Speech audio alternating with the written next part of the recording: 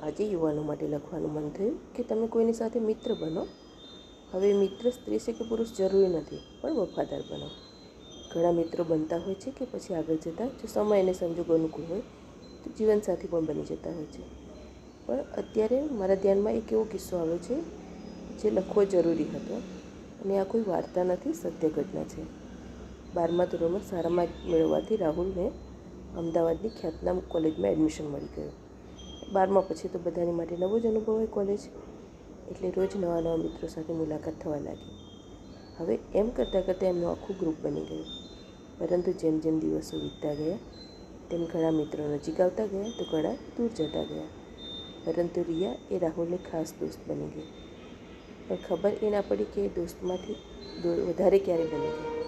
હવે તેઓ દરરોજ સાથે ફરવા લાગ્યા, કેન્ટીનમાં પણ સાથે જવા લાગ્યા, પાર્ટીમાં જવું હોય તો પણ સાથે. હવે સમયનું કામ કરતો હતો. એમ કરતાં કરતાં એમનો અભ્યાસ પણ પૂરો થવા આવ્યો. એનું ધ્યાન જ ના રહ્યું અને હવે છૂટા પડવાનો સમય થયો. એ પહેલાં રાહુલે રિયાને લગ્ન વિશે વાત કરી. એ રિયા બોલી કે લગ્નની મારે કોઈ ઉતાવળ નથી, મારા મમ્મી પપ્પા કહેશે એટલે કરી દઈશ. રાહુલે કહ્યું તારા મમ્મી પપ્પાને મળી લઈએ. રિયા કહે કેમ? રાહુલ બોલે હું તારી સાથે લગ્ન કરવા માગું છું.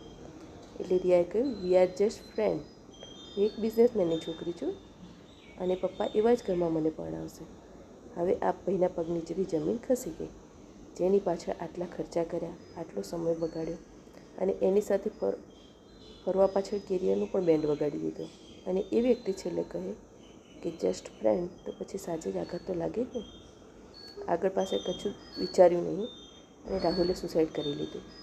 હવે એક પરિવારનો એકનો એક દીકરો આવું કામ કરશે એવું તો કોઈએ વિચાર્યું જ ના હોય ને. અત્યારે માતા પિતાની હાલત પણ જોવા એવી રહી નથી. અને એ વિચાર આવે છે કે ફક્ત 4 વર્ષની મિત્રતા કે લાગણી 24 વર્ષની માતા પિતાની લાગણી આગળ હારી કેમ ગઈ? કોઈ તમને ના સમજી શકે તો એ મૂર્ખ છે.